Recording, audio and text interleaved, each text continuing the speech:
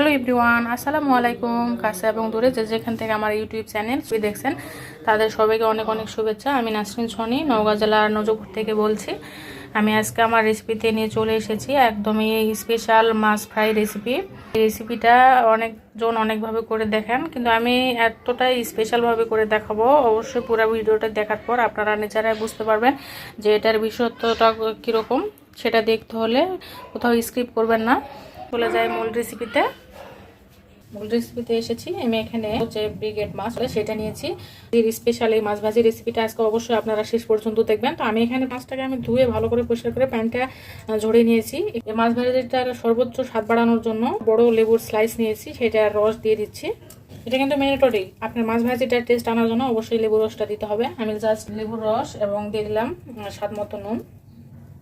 1.5 table চামচ এখানে বাটা মশলা নিয়েছি, তার মধ্যে আছে আদা বাটা আর রসুন বাটা অল্প পরিমাণ। রসুন বাটা না দিলেও হয়, জাস্ট এটা আমি স্বাদ বাড়ানোর জন্য দিয়েছি। লেবু আর নুনটা যখন দেবেন, সেইটা রস যখন এই মাছের পিসগুলোর মধ্যে ঢুকবে, তখন কিন্তু এই মাছ ভাজির টেস্টটা অটোমেটিকলি দ্বিগুণ হয়ে যাবে।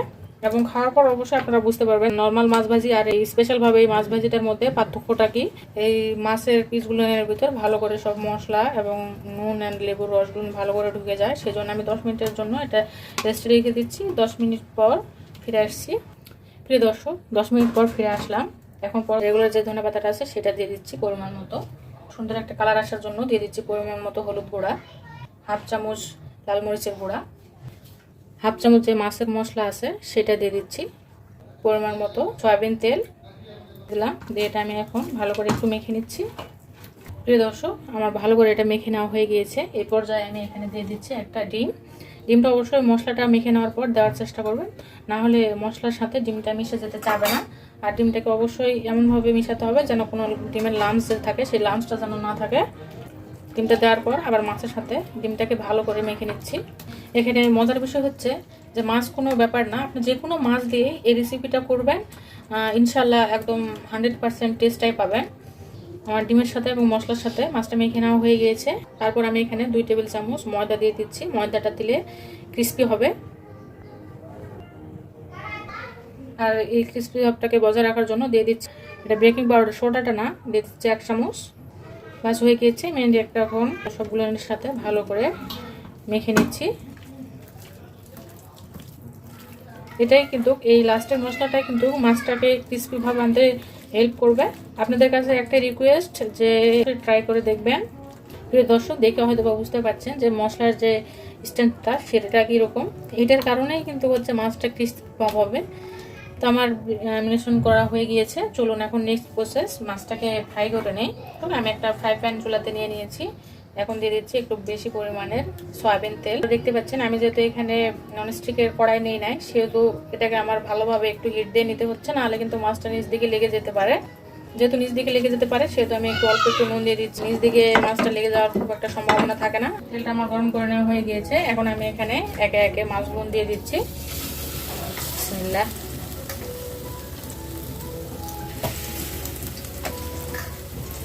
দর্শক, মাছটা দেওয়ার পর কিন্তু সঙ্গে সঙ্গে উল্টে দেওয়া যাবে না। যখন দেখবেন এক সাইড হয়ে গিয়েছে তখন কিন্তু অপর সাইডটা উল্টে দিতে হবে, আর উপর যে কোটিংটা আছে সেই কোটিংটা কিন্তু নষ্ট হয়ে যাবে। প্রিয় দর্শক, ওর ভেজে নেওয়া হয়ে গেছে। আমি এখন এরকম করে প্রেস করে নিচ্ছি। এটা করে নেওয়ার মানে হলো লেগে যাওয়াটা ছেড়ে দিবে। এখন আমি মাছগুলো না সুন্দরভাবে উল্টিয়ে পাল্টে দিচ্ছি।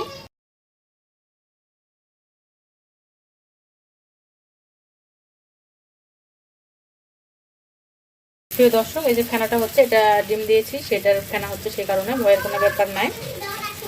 এই মাছ ফ্রাইটা কিন্তু উপর থেকে যতটা ক্রিস্পি হবে ভিতরটা সফট হবে। এবং বিশেষ করে যে বাচ্চা কাচ্চারা বা অনেকে আছে যারা মাছ খেতে চায় না, তাদেরকে এই রেসিপিটা করে দেখাবেন, ইনশাল্লাহ তাদের স্পেশাল মাছ ভাজির প্রতি অন্যরকম একটা আকর্ষণ হবে। প্রিয় দর্শক, দেখে হয়তো বা বুঝতে পারছেন মাছটা আমার ভেজে নেওয়া হয়ে গিয়েছে। এখন আমি তেলটা ঝরিয়ে মাছটাকে উঠিয়ে নিচ্ছি।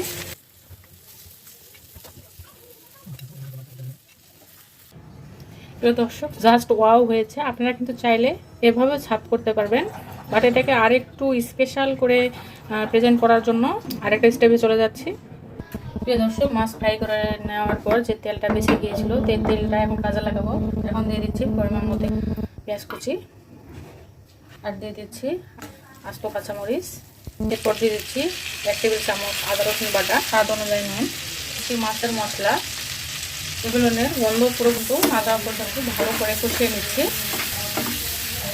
এখন দিয়ে দিচ্ছি ধনিয়া পাতা। বাস আমার মশলাটা হয়ে গিয়েছে।